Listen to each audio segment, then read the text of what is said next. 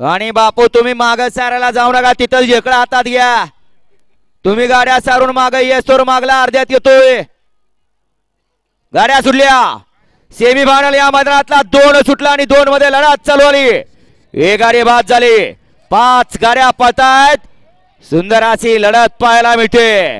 इकडे 1 ला लोणंदकर आहेत आणि तिकडे 4 ला मुरुमकर. अतिशय सुंदर अशी गाडी पळते.